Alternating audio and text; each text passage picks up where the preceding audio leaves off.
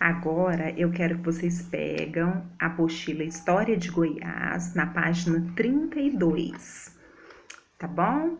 Nós vamos começar falando sobre a exploração do ouro aqui em Goiás. Vou começar falando sobre a cidade de Goiás. Ela fica a 141 quilômetros de Goiânia e ela fica rodeada de uma serra.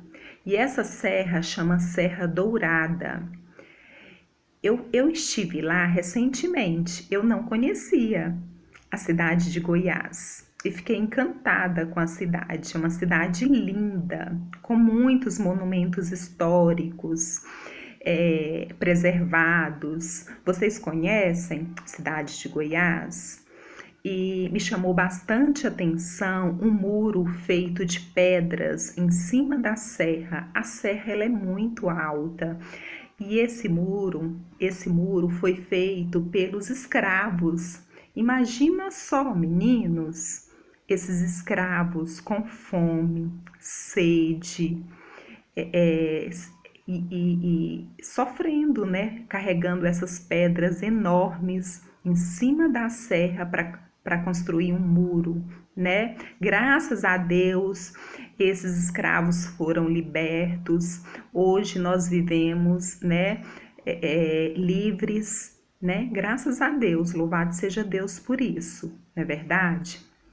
Então, continuando com nossa aula, eu quero chamar a atenção de um monumento histórico lá da cidade, que é um prédio de 2 andares, né, que ele foi construído em 1761.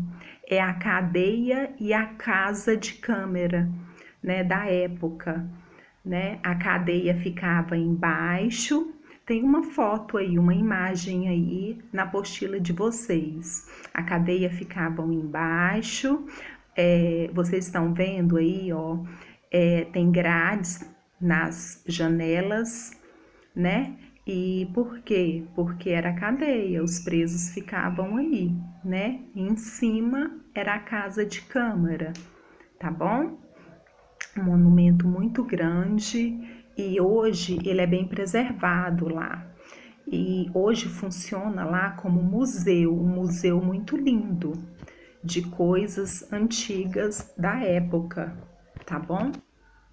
Esses objetos eram os objetos utilizados pelos portugueses e paulistas que chegavam na época, tá bom? Continuando, vamos falar sobre as bandeiras, né? Um velho padre da época, esse padre chamava-se Luís.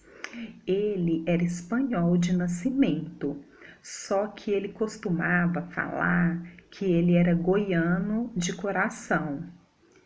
E foi lá no século XVII. E aí, nesse século, começaram um movimento chamado Bandeiras. O que foi esse movimento chamado Bandeiras, né? Muito tempo atrás, né, na chegada dos portugueses às terras que é o Brasil, né? O Brasil, eles exploravam somente as terras próximas dos mares. Será por que eles exploravam somente essas terras? Nessa região era onde eles cultivavam a cana-de-açúcar. E a cana-de-açúcar era a principal fonte de riqueza para eles, entendeu? E a cana-de-açúcar, ela também era exportada para toda a Europa. Imagina só quanto dinheiro eles ganhavam, né, com essa exportação. Aí, só depois de muito tempo depois que os portugueses chegaram aqui ao Brasil, que eles começaram a descobrir outras terras, né? Eles juntaram um grupo de homens e esses homens foram explorar outros lugares.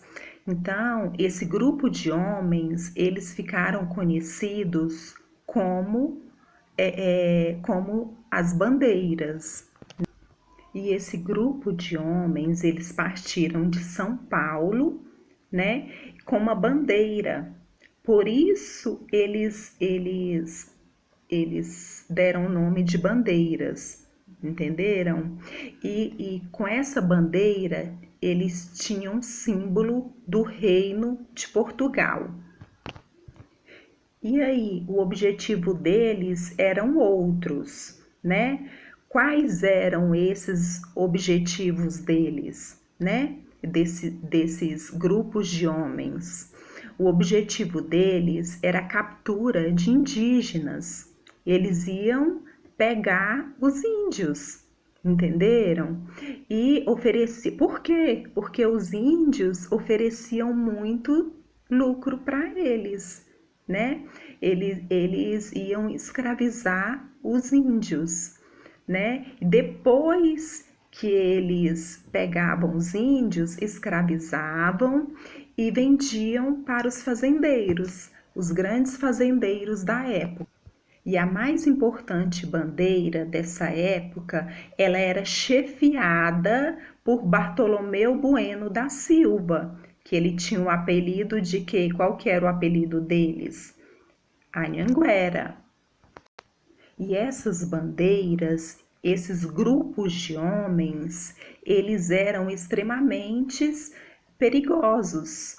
Os homens e a maneira com que eles iam de um lugar para outros. Muitos deles morriam pelo caminho, adoeciam, eles terminavam de matar e jogavam, deixavam sozinho no caminho.